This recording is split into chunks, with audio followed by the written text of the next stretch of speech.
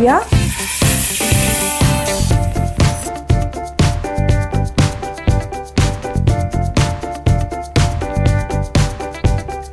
जय महाराष्ट्र मंडळी, कसे आहात सगळे? मजेत ना? आज तुमची लाडकी मयुरी अगदी अशा पारंपरिक आणि झटपट होणाऱ्या रेसिपी सोबत आली आहे।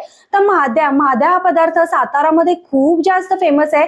जेव्हा घरात भाजीला काही नसताना हा पदार्थ प्रत्येकाच्या घरोघरी बनवला जातो आणि हा पदार्थ बनवण्यासाठी जास्त काही साहित्य लागत नाही। लागतं ते म्हणजे फक्त शेंगदाण्याचं कूट। फक्त शेंगदाण्याच्या कुटापासून हा महाद्या बनवला जातो। ह्याला असं नाव का पडलंय प्लीज मला कोणीतरी सांगा। जे कोणी साताऱ्यात वगैरे राहत असतील किंवा ज्यांना कोणाला माहिती असेल हे नाव असं का पडलंय प्लीज मला कमेंट करून सांगा।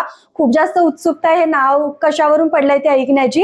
तर आज आपण ना मस्त असं साताराचा महाद्याची रेसिपी करणार आहोत, जी की बनवायला अगदी सोपी, कमी वेळात, कमी साहित्यात आणि घरात काही भाजीला नसेल ना तेव्हा तर तुम्ही मस्ट ट्राय करू शकता। तर चला पटकन रेसिपीला सुरुवात करूया। तर म्हणजे या सातारी महाद्या बनवण्यासाठी सगळ्यात आधी तर मस्त असा पसरट टोप घ्यायचा, त्याच्यात 2 मोठे पळी इतकं तेल आपल्याला ऍड करायचंय। तेल थोडंसं जास्त टाकायचं ह्याच्यामध्ये। त्याच सोबत आता तेल मस्त कडकडून तापलं की त्यामध्ये जिरी मोहरी टाकायची।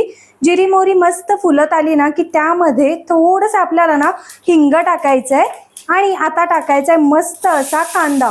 ह्या रेसिपीला ना मोठ्या आकाराचा कांदा घ्यायचा, नाही तर छोटे असतील तर 2 टाकले तरी चालतील। आणि आता कांदा ना छान असा थोडासा 2 मिनिट इतका परतून घ्यायचा आहे तेलावर, जास्त पण तळू द्यायचा नाही कांदा।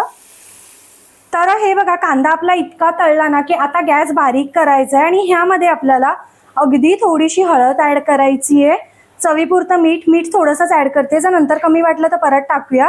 त्याचसोबत 2 मोठे चमचे कांदा लसूण मसाला, जर काळा मसाला असेल ना तो सुद्धा तुम्ही टाकू शकता। त्याचसोबत 1 मोठा चमचा आपली मिरची पावडर फक्त कलर येण्यासाठी। त्याचसोबत थोडीशी कोथिंबीर टाकायची आपल्याला। एकदा व्यवस्थित मिक्स करायचं आणि इथे फ्लेम अजिबात हाय करायची नाहीये, बिकॉज मसाले आपले करपले जातात।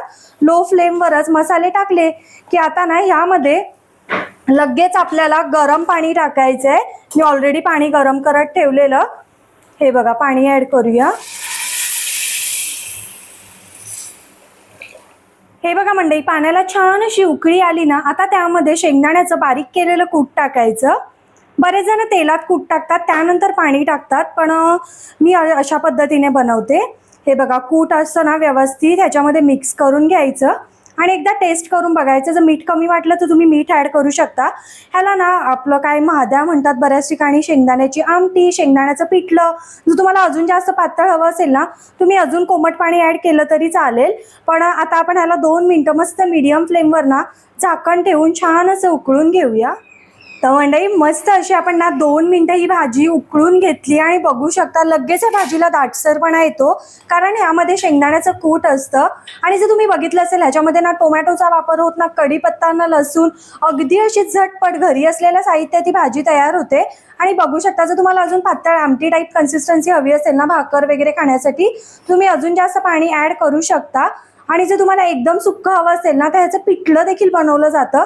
त्याची रेसिपी हवी असेल तर मला कमेंट करून नक्की सांगा। आता आपली महाद्या तर रेडी आहे, ह्याच्यात भरपूर अशी कोथिंबीर टाकूया आणि सर्विंग प्लेटमध्ये काढून घेऊया मस्तपैकी। तर मंडळी अगदी कमी वेळात आणि कमी साहित्यात होणारा आपला सातारी अगदी पारंपरिक असा महाद्या तयार आहे। बघू शकता तुम्ही, मी हा थोडासा ना मला चपाती सोबत खायचा आहे, त्यामुळे अगदी ह्याची कन्सिस्टन्सी ना पातळ आहे ना घट्ट आहे, थोडी मीडियम ठेवली आहे। जर तुम्हाला आमटी टाईप हवं असेल ना ह्याला तुम्ही शेंगदाण्याची आमटी सुद्धा म्हणू शकता। तुम्ही अजून पाणी टाकून पातळ करू शकता किंवा अजून जास्त घट्ट हवं असेल ना तुम्ही अजून जास्त ना थोडंसं आटवून घट्ट करू शकता। किंवा ह्याला म्हणजे सातारी पिठलं सुद्धा म्हटलं जातं किंवा शेंगदाण्याची आमटी, शेंगदाण्याची भाजी, अशी बरीच नावं आहेत। सो तुम्ही ना घरात भाजीला काही नसेल तेव्हा हे नक्की बनवू शकता, खूप छान लागतं। एकदा बनवून बघा आणि मला कमेंट करून सांगा कसं झालेलं। आणि व्हिडिओ आवडला तर लाईक करा, चॅनलला सबस्क्राईब करा। भेटत राहीन अशाच नवनवीन व्हिडिओ सोबत। टिल देन बाय गाईज, खात राहा, मजेत राहा।